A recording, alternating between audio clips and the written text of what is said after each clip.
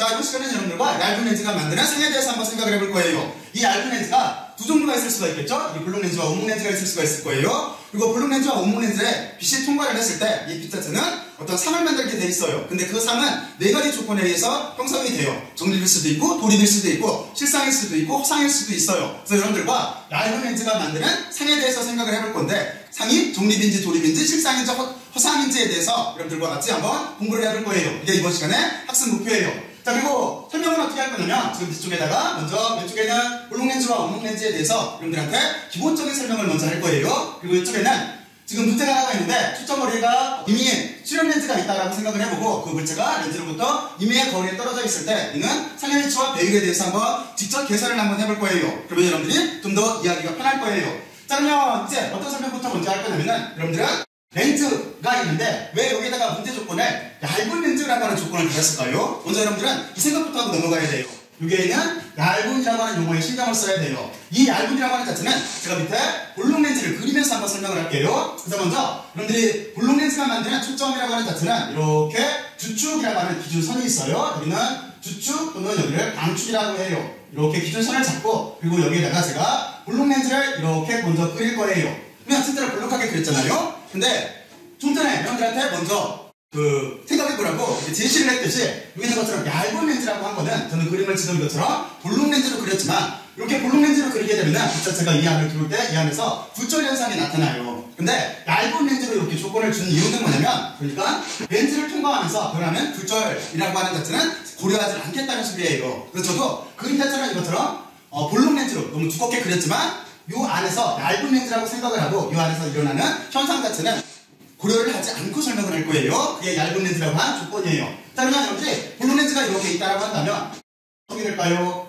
여기 빛 자체가 이렇게 입사를 하게 되면은 여기에서 초점으로 이렇게 빛이 수렴하게 될 거예요. 여기 주축을 잠깐 이렇게 이름해서 드릴게요. 그래서 우리가 이렇게 빛이 모여있는 이 점을 우리가 초점이라고 해요. 그래서 초점이라고 하는 자체는 이렇게 대문자 F로 쓸게요. 그리고 여기는 컴포넌트의 중심부터 여기 센터라고 이렇게 볼게요. 센터부터 여기까지 이렇게 초점까지의 거리를 우리가 이렇게 스몰 F라고 쓰고 이거는 초점 거리라고 정의를 할게요.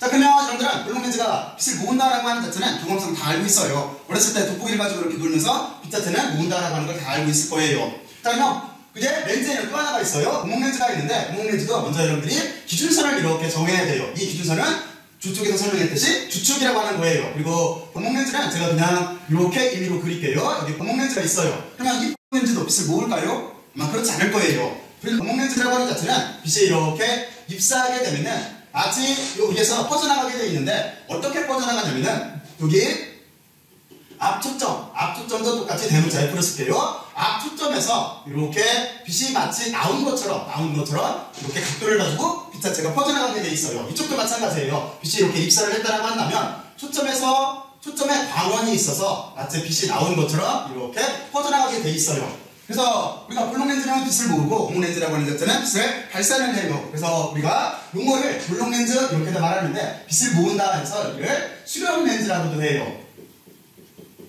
그리고 이쪽은 원목 렌즈를 빛을 지금 퍼뜨리고 있잖아요. 이걸 발산이라고 해요. 그래서 원목 렌즈를 우리가 발산 렌즈라고 해요.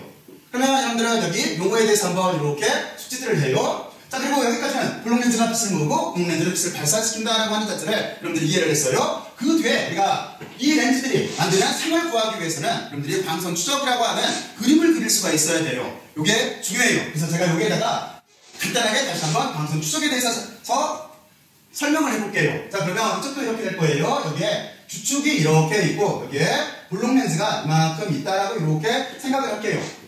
그리고 나서 이제부터 물체가 있어야 되겠죠? 물체라고 하는 자체는 우리가 과학에서는 이렇게 일반적으로는 사람이 이렇게 있다라고 했을 때 과학에서는 사람을 직접 이렇게 안 그리고 화살표로 이렇게 그려요. 저도 그래서 물체라고 하는 자체를 화살표로 이렇게 그릴 거예요. 그리고 여기를 이렇게 O자로 쓸 거예요. 오브젝트에서 여기가 우리가 물체예요. 그럼 이 물체가 이렇게 컴포넌트인 볼록 렌즈 또는 수렴 렌즈를 통과한 후에 상이 어떻게 되나 하는 거는 광선 추적이라고 하는 그림을 그려서 우리가 설명할 수가 있어요. 자, 그러면 그냥 여러분들이 잘 알고 있겠지만 이렇게 되겠죠. 먼저 어떻게 빛살을 그리면 되는 거냐면 먼저 수평으로 여기 크기를 약간 줄일게요. 여기 렌즈에 비해서 너무 크게 그렸네. 자, 그래서 여기를 이만큼 이렇게 좀 줄였을 때 먼저 여기에서 출발한 빛은 첫 번째 빛은 빨간 색깔로 그릴게요. 첫 번째 이렇게 초점에 여기 주축에 수평으로 들어온 빛은 초점을 지나가게 돼 있어요. 근데 이게 블록 렌즈라고 이렇게 정의를 했을 때는 초점은 두 가지가 있을 수가 있겠죠? 뭐냐면 여기 컴포넌트 앞에 이렇게 초점이 있을 수도 있고, 그리고 초점 거리 뒤쪽에 똑같은 거리에 이렇게 초점이 있을 거예요. 그래서 첫 번째 광선은 이렇게 돼요. 첫 번째 주축에 평행하게 두른 이 광선은 여기 뒤에 있는 초점을 이렇게 지나가게 돼 있어요. 여기 초점을 약간만 이동을 할게요. 이렇게 초점을 지나가게 돼 있어요. 그러면 이제 두 번째 광선은 어떻게 돼요? 반대로 생각을 해보면 되겠죠? 무슨 얘기냐면은 초점을 통해서 이렇게 통과한 이 빛살을 반대로 생각을 하면은 초점을 통과한 거는 평행하게 지나가겠죠? 주축에. 그렇죠? 그러니까 여기는 그림을 이렇게 그릴 수가 있을 거예요. 파란 색깔로 그릴게요. 초점을 통해서 이렇게 입사한 빛살은 이 그림에서 보듯이 평행하게 지나갈 거예요. 그래서 여기를 이렇게 평행하게 지나가게 될 거예요. 설명하는데 지금처럼 두 가지 이렇게 방송 추적을 해봤어요.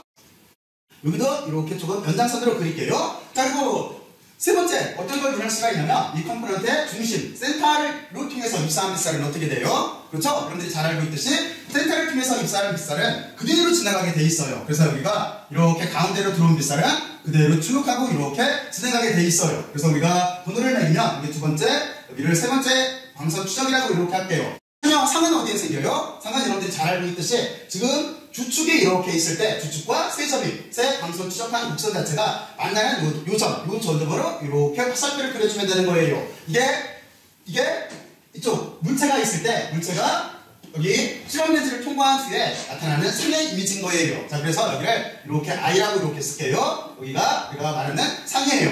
자, 그러면 먼저 여러분들은 지금 어떤 걸 생각을 해봤냐면 지금 볼록 렌즈가 만드는 상에 대해서 우리가 이렇게 기하학적인 그림을 통해서 이렇게 상의 이미지를 구했어요. 그리고 우리가 이 상을 뭐라고 부르냐면 여기 원래 물체가 이렇게 서 있잖아요. 하지만 지금 수렴 렌즈를 통과한 뒤에는 상은 이렇게 반대로 뒤엎여져 있어요. 바로 그래서 여기를 우리가 도립이라고 해요. 여기를 도립이라고 이렇게 해요. 그리고 또 하나 실제 빛살을 만들었어요. 그래서 여기가 실상이에요. 그래서 볼록 렌즈가 또는 수렴 렌즈가 만드는 상은 도립 실상이 되는 거예요. 자, 그러면 여러분들은 이제 볼록 렌즈를 잘 이해를 했을 거고 이번에는 우목 렌즈에 대해서 한번 생각을 해볼까요? 먼저 우목 렌즈를 한번 그려보고 우목 렌즈를 이쯤에다가 이렇게 그릴게요. 그리고 이 우목 렌즈를 지나가는 광축을 이렇게 잡을게요.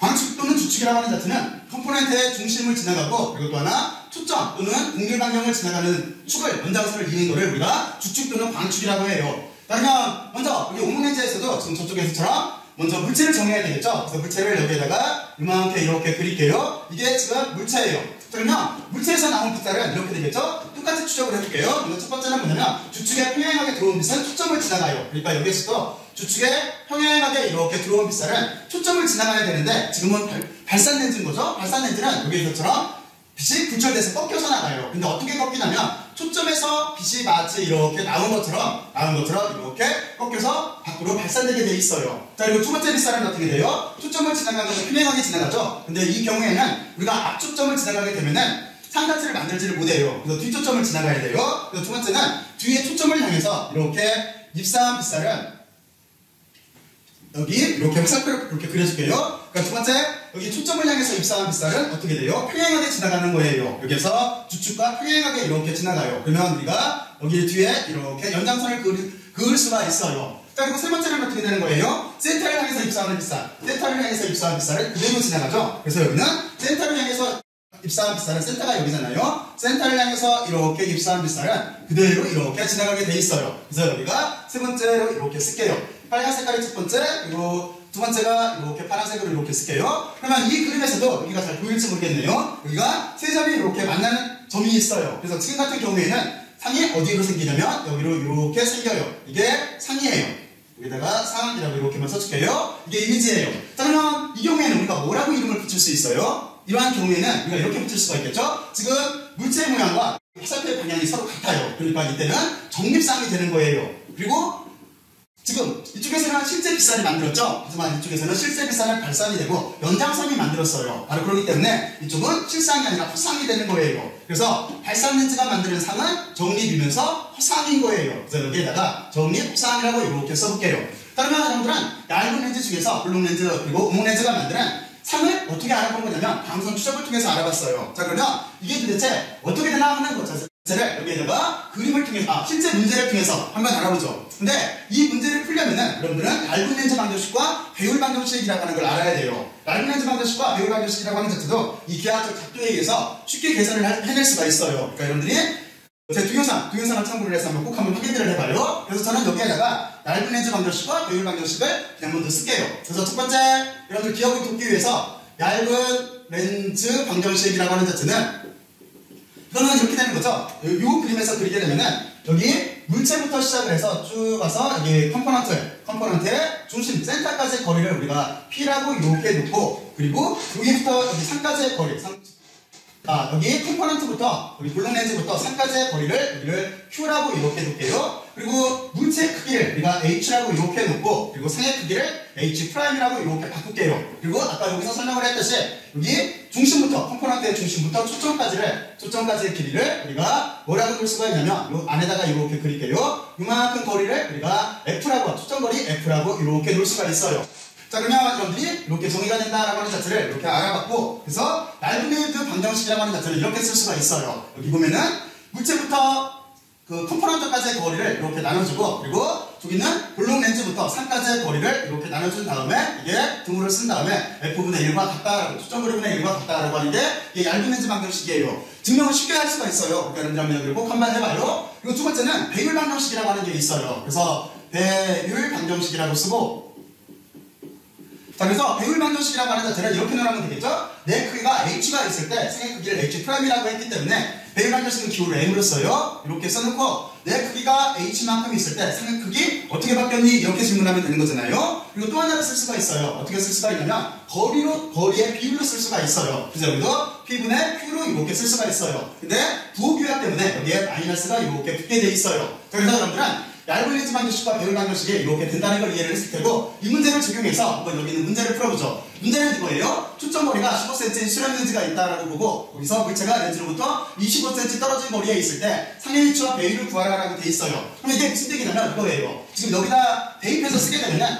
초점거리가 15cm래요. 그러면 초점거리가 스몰해진 거죠. 그러니까 여기가 15.0cm가 이렇게 되는 거예요. 그리고 물체가 렌즈로부터 25cm 떨어져 있대요. 그러면은 물체가 렌즈로부터 25cm 떨어져 있어야 되는 거니까 여기 P라고 하는 거리가 이게 25.0cm 떨어져 있다라고 하는 소리예요.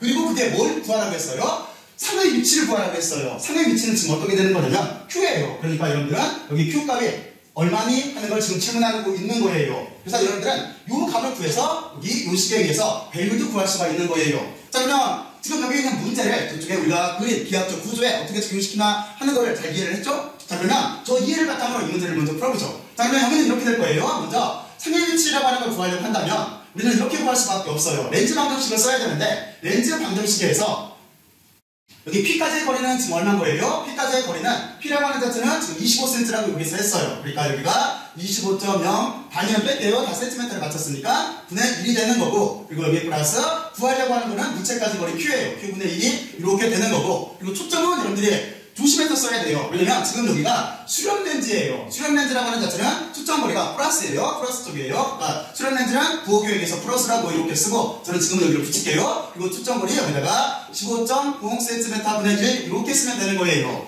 자, 그러면 여기는 이렇게 계산하면 되겠죠? 여기서 우리가 Q를 계산하면 되는 거니까 Q라고 하는 값 자체는 지금 여기가 역수로 되어 있으니까 저는 역수를 반대로 쓸게요. 그래서 여기를 AB 곱하고 B-A 꼴로 이렇게 쓸게요. 그러면은 지금 이 값 자체는 이렇게 되겠죠? 25를 이쪽으로 넘긴 다음에 두 수로 곱하게 되면은 25에다가 15를 곱하면은 25 곱하기 15는 375가 나오네요. 그러니까 위쪽 텀에는 우리가 375가 이렇게 들어갈 테고, 그리고 뺄 때 지금 B-A예요. B-A이기 때문에 우리가 어떻게 빼야 되는 거냐면 25에서 15를 빼줘야 돼요. 그렇죠? 그러면 여기가 10cm로 이렇게 남을 거예요. 그러면 여기는 37.5가 남네요. 그러니까 37.5cm 떨어진 뒤에 여기에 물체가 있는 거예요. 상이 있는 거예요. 자, 그러니까 이 거리 자체를 지금 구한 거예요. 이 거리 자체가 37.5인 거예요. 37.5cm 뒤에 이렇게 상이 생긴 거예요. 자, 그럼 여기까지 맞죠? 자, 그리고 이제 그 뒤에 우리는 뭘 계산을 해야 되는 거냐면 여기를 첫 번째라고 이렇게 놓을게요. 두 번째는 배율을 계산하라고 그랬어요. 그러면 배율은 어떻게 계산하면 될까요? 배율이라고 하는 자체는 지금 우리는 크기를 모르기 때문에, 상의 크기를 모르기 때문에 이 식을 못 써요. 그러니까 이쪽 식을 써야 되겠죠? 그러면 M이라고 하는 배율은 지금 어떻게 되는 거냐면 마이너스가 더하기에 비해서 이렇게 있고 P라고 하는 거리는 지금 25cm예요. 그렇죠? 그러니까 여기가 25.0이라고 하는 값이 있고 그리고 Q 물체까지 거리는 방금 위에서 구했어요. 그러니까 여기가 37.5cm가 이렇게 될 거예요. 자, 그러면 여기도 계산기를 가지고 잠깐 나눠볼게요. 그러면 37.5 나누기 25는 여기는 1.5가 나오네요. 그런데 앞에 마이너스가 있죠? 그러니까 여기는 마이너스 1.5 그리고 이 숫자를 맞춰서 쓰게 되면은 0cm가 이렇게 될 거예요. 설명한 여러분들은 여기까지 잘 이해를 했을 거예요. 자, 그리고 나서 여기다가 하나 의미를 부여를 해보죠. 어떤 의미냐면은 지금 37.5라고 하는 값 자체는 뭐예요? 여기는 플러스 값을 갖고 있는 거예요. 그럼 이쪽은 뭐예요? 마이너스 값을 이렇게 가지고 있어요. 그러면 여기에서 값 자체가 여러분들이 물체까지 거리를 플러스로 이렇게 나왔다는 얘기는 뭐냐면은 이거는 물체 상 자체가 지금 보면은 실상이라고 하는 소리예요. 여기가 물체 자체가 실상이라고 하는 소리예요. 그리고 여기가 마이너스가 나왔죠? 물론 지금 크기는 어떻게 돼 있어요? 크기는 1.5니까 여기가 1.5배 커진 거죠? 실제 상보다. 그러니까 무슨 얘기냐면 내 크기보다 1.5배 상 자체가 이렇게 커졌다라고 하는 소리예요. 근데 여기 보면은 마이너스가 나왔죠? 마이너스가 붙었다라고 하는 여기 의미는 뭐냐면 내가 마이너스라고 하는 자체는 도립이라고 하는 의미예요. 그래서 여기에다가 도립이라고 이렇게 쓸게요. 그래서 여러분들은 부호에 따라서 그런 의미에 대해서 꼭 한번 이렇게 생각을 해봐야 돼요. 여기도 이렇게 의미에 대해서 한번 생각을 해봐야 돼요. 그래서 도립 실상이 되는 거예요. 이쪽에서 도립 실상이라고 했잖아요. 바로 그 의미인 거예요. 자, 근데 여러분들은 이제 한 가지를 더 해봐야 돼요. 어떤 거냐면 지금은 특히 블록렌즈일 때는 어떤 생각을 해봐야 되는 거냐면 지금은 물체가 초점거리 바깥쪽에 있어요. 하지만 여기는 여러분들이 점점 걸어가서 만약에 이 초점거리 안쪽으로 들어왔다고 생각을 해볼게요. 그냥 여기서 지금 이건 뭐죠? 물체가 렌즈로부터 8cm 떨어져 있다라고 이렇게 바꿔준 거예요. 아까 물체가 25cm 떨어져 있을 때는 초점거리가 15cm였기 때문에 바깥쪽에 있었었는데 지금 이 안쪽으로 들어온 거예요. 그래서 왜냐면 8cm로 바꿨기 때문에. 자, 그러면 이 경우에는 어떤 값이 나오나 하는 걸 지금부터 생각을 해볼게요. 그러면 여기도 이렇게 계산할 수가 있겠죠? 여기도 저쪽에 있는 렌즈 방정식에 의해서 첫 번째 먼저 여기는 이렇게 되겠죠? 물체까지 거리는 지금 몇 cm가 되는 거예요? 지금 여기에서 보면은 먼저 물체까지 거리는 8cm가 되는 거죠? 그렇죠? 그러니까 여기는 8cm라고 이렇게 써주면 되는 거예요. 여기는 8.00으로 이렇게 맞출게요. 그리고 플러스가 되어 있고 그리고 상의 위치는 아직까지 몰라요. 상의 위치는 모르니까 여기는 Q분의 1로 이렇게 놓고 초점이라고 하는 자체는 저기에서 보면은 15cm였었어요. 그러니까 여기가 15.0으로 이렇게 놔주고 다시 똑같이 Q를 계산하면 될 거예요. 그러면 Q라고 하는 자체는 두 개를 곱하고 B에서 A를 빼주면 되는 거니까 여러분들이 여기 두 개를 곱하면 어떻게 되는 거예요? 이거는 8 곱하기 되니까 120이네요. 그죠? 여기 120 맞죠? 자, 그리고 그 뒤에 어떻게 돼요? 뒤로 넘어가서 B에서 A를 빼줘야 되기 때문에 뒤에서 A를 빼주게 되면 8에서 마이너스 15를 빼주는 거죠. 그러니까 여기는 마이너스 7.00이 되는 거네요. 자, 그러면 여기 120 나누기 7을 해볼까요? 그러면은 120 나누기 7은 하면은 17.1428 나가네요. 그러면 값 자체는 이렇게 쓸 수가 있겠죠? 마이너스 17.4에서 4를 반 내립을 할게요. 그러면 17.1이 되네요. 1cm가 이렇게 되네요. 자, 그러면 지금처럼 여기 상가지의 거리를 구했어요. 이 상가지의 거리를 구한 거를 가지고 배율을 한번 계산을 해볼게요. 그러면 여기에다가 두 번째 이렇게 쓴 다음에 배율이라고 하는 자체는 이렇게 되겠죠? 이게 마이너스가 이렇게 붙고 물체까지의 거리는 렌즈로부터 물체까지의 거리예요. 여기는 8.00cm가 될 테고 그리고 렌즈로부터 상가지의 거리는 방금 구했어요. 그래서 마이너스가 있기 때문에 플러스로 바꿔줄게요. 그리고 여기가 17.1cm가 되네요. 자, 그러면 저쪽도 한번 나눠볼게요. 17.1 나누기 8은 하면은 2.137이 나오네요. 그러니까 우리가 이 숫자를 고려해서 쓰게 되면은 여기는 플러스 값이 나오고 2.17에서 반을 할게요. 4cm라고 이렇게 쓸게요. 자, 그러면 여러분들은 여기도 똑같이 한번 의미를 부여를 해봐야 되겠죠? 그래서 어떤 의미를 부여를 해봐야 되는 거냐면 부호에 대한 의미를 한번 생각을 해봐야 돼요. 여기 마이너스가 나왔다는 얘기는 뭘까요? 이 상황에서 지금 이쪽에 마이너스가 나왔다라고 하는 자체는 여기 상 자체가 허상이라는 소리예요. 그래서 여기가 허상이 이렇게 될 거예요. 그리고 똑같이 여기도 의미 부여를 이렇게 해볼게요. 그러면 여기는 이렇게 되겠죠? 플러스가 나왔죠? 여기가 마이너스에 대한 의미예요. 플러스에 대한 의미는 뭘까요? 이거는 무슨 얘기냐면 두 가지로서 지금 생각을 할 수가 있는데 이렇게 해놓고 나서 두 가지 의미 부여를 여기랑 사실상 똑같아요. 그러면 어떻게 되는 거냐면 플러스가 나왔다는 얘기는 상 자체가 정립이라고 하는 소리예요. 정립이 이렇게 되는 거고 그리고 지금 배율이 2.14배 커졌잖아요. 그러니까 여기는 확대가 됐다는 소리예요. 이쪽에 이렇게 확대가 됐다는 소리예요. 얼마만큼? 2.14배만큼. 이쪽도 마찬가지죠. 여기가 마이너스가 있다는 얘기는 돌입인 거고 그리고 1.5배 실제는 확대가 된 거예요. 확대상이라는 소리예요. 자, 그러면 여러분들은 여기까지 이렇게 알아봤어요. 그러면 이제 한 가지를 더 해봐야 돼요. 어떤 걸 해봐야 되는 거냐면 지금 저 숫자로 계산한 값 자체를 지금 여기 있는 것처럼 기하학적 구조로 한번 알아볼 거예요. 이게 상당히 중요해요. 자, 그래서 여러분들은 여기를 어떻게 그리면 되는 거냐면 먼저 이렇게 그리면 될 거예요. 여기에 먼저 주축을 이렇게 잡고 그리고 제가 여기에다가 컴포넌트를 이렇게 그릴 거예요. 그리고 이쪽에다가 초점을 여기에다 좀 멀찌감치 이렇게 그릴게요. 그리고 이쪽에도 이렇게 초점을 하나 이렇게 그릴게요. 그리고 구조 자체는 이렇게 되는 거예요. 여기 사람키는 아까 너무 커서 약간 줄여놨어요. 여러분들이 여기를 천천히 걸어서 초점 앞으로 이렇게 두었다라고 생각을 해봐요. 지금 저 문제 조건에서는 바로 그런 구조예요. 자, 그러면 여러분들이 여기를 천천히 걸어서 초점 안쪽으로 이렇게 두었어요. 자, 그러면 여기다가 여러분들은 어디에 와 있는 거냐면 천천히 이 밖에부터 이렇게 걸어와서 쭉쭉쭉 와서 이 안쪽으로 들어왔을 거예요. 그럼 제가 여기에다가 이런 식으로 이렇게 화살표로 그릴게요. 자, 그러면 먼저 여러분들은 쉬운 것부터 해보죠. 만약에 첫 번째 여기서 보면은 여기 초점을 중심으로 들어가는 걸 수평하게 지나가는 거니까 저 광선부터 먼저 추적을 해볼게요. 자, 그러면 이쪽으로는 빛이 실제로 가지는 않을 거니까 여기에는 점선으로 이렇게 그려주면 돼요. 왜냐면은 초점에서 나온 빛은 평행하게 지나가니까. 그리고 여기가 물체가 있으니까 실제로 빛이 이렇게 지나가겠죠? 거의 렌즈 끝에 걸리네요. 여기서 시작한 빛살은 이렇게 평행하게 지나갈 거예요. 그러면 우리는 이 뒤쪽으로 이렇게 연장선을 그려주면 되는 거잖아요. 연장선을 여기다가 이렇게 그릴게요. 자, 그리고 그게 또 한 가지를 해보죠. 이제 빨간 색깔을 먼저 해볼게요. 빨간 색깔은 뭐냐면은 평행하게 들어온 거는 주축과 평행하게 들어온 거는 초점을 통과해서 지나가요. 그러니까 이 그림에서도 여러분들은 이렇게 그릴 수가 있겠죠. 여기 평행하게 들어온 이렇게 빛살은 초점이 이쪽에 있으니까 초점을 통해서 이렇게 지나가게 될 거예요. 그리고 우리는 뒤쪽으로 연장선을 이렇게 그릴게요. 뒤쪽으로 연장선이 여기 있다라고 이렇게 그릴게요. 여기가 조금 그림 자체가 조금 잘 그릴게요. 이렇게 돼서 여기를 이렇게 그려놓아야 되겠네요. 자, 그러면 여기도 이렇게 연장선을 그릴게요. 자, 그러면 됐고, 자, 그리고 이제 마지막으로 뭐가 있어요? 가운데 센터를 지나간 건 어디를 지나가요? 그냥 통과하는 거죠. 지금 같은 경우에 센터라고 하는 자체는 여길 거예요. 그러니까 센터를 통해서 이렇게 입사한 빛살은 그대로 지나갈 거예요. 그리고 우리는 여기를 뒤쪽으로 연장선을 이렇게 그리면 되겠죠? 연장선을 이렇게 그렸다고 했을 때 실제로 보면은 이 점에서 세 점이 만나게 돼 있어요. 그래서 이 점으로 이렇게 화살표를 그리게 되면은 이게 우리가 구하려고 하는 상인 거예요. 여기가 물체인 거예요. 그림 자체를 여러분들이 조금만 이렇게 한번 정교하게 한번 그려봐요. 그러면 여기서는 어떤 뜻이에요? 지금 이거 보면은 조금 전에 그랬죠? 여기서 보면은 확대된 정립 포상이라고 그랬죠? 바로 이게 그 뜻인 거예요. 그죠? 의미 자체가 여기 상의 의미 자체가 얘가 확대된 정립 허상이 이렇게 생기게 돼 있어요.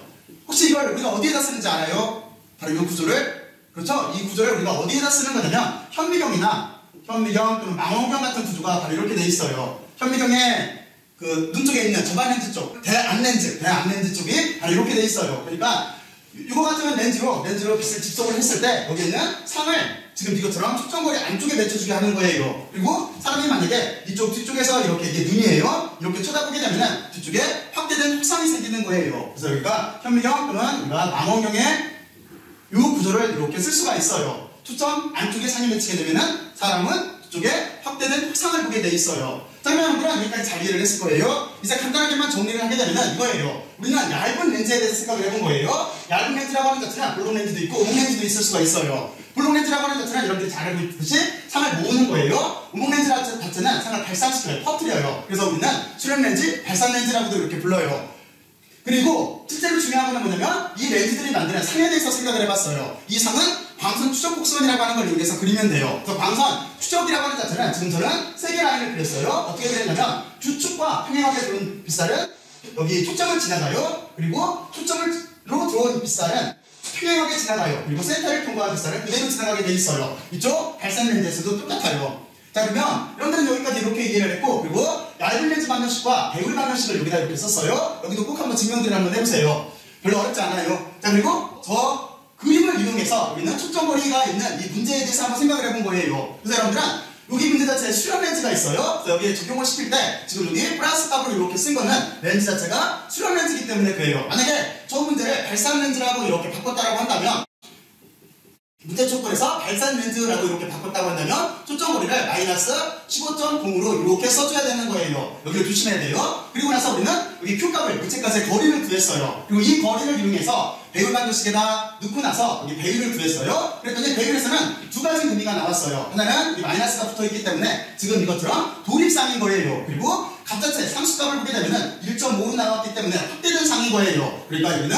도립이면서 이렇게 확대된 상을 우리가 구할 수가 있는 거예요. 그리고 이 개념을 똑같이 어떻게 적용을 시켜본 거냐면은 이 개념을 물론 여기에서는 지금 이쪽에 플러스 값을 나왔기 때문에 우리가 실상이에요. 근데 우리가 이거를 문제 조건을 변경을 해서 한번 이해를 해본 거예요. 어떻게 변경을 했냐면 여러분들이 여기서부터 점점 걸어서 초점거리 안쪽으로 들어온 거예요. 바로 이런 경우에 대해서 우려해본 거예요. 바로 그런 경우에 우리는 먼저 계산을 했어요. 그래서 여기 Q값이라고 하는 자체가 물체까지 거리가 이처럼 마이너스 17.1cm가 나왔어요. 마이너스가 붙었다라고 하는 자체는 상 자체가 지금 이 그림에서처럼 그러니까 상의 앞쪽에 생겼다는 뜻이에요. 그렇게 되면은 허상인 거예요. 그리고 그 뒤에 베일을 계산을 해봤어요. 베일은 플러스가 나왔는데 플러스가 나왔다는 얘기는 상 자체가 이것처럼 정립이라는 소리예요. 그리고 2.14가 나왔는데 이거는 확대된 상이라고 하는 거예요. 그래서 지금 제가 설명했듯이 여러분들은 이렇게 먼저 계산을 해본 다음에 이 값들을 실제 여기 블록렌즈에다가 넣어놓고 나서 물체의 위치를 결정을 하고 초점거리 앞쪽에다 물체의 위치를 결정을 하고 실제 상을 한번 그려봤어요. 그래봤더니 뒤쪽에 확대된 흡상이 생겼어요. 바로 이거는 우리가 현미경이나 이게 망원경의 이 원리를 사용을 해요. 자, 그러면 여러분들은 여기까지 잘 이해를 했을 거라고 생각을 하고 이제 심화학습 문제에 대해서 생각을 해볼게요. 심화학습 문제는 이번 시간에는 두 가지예요.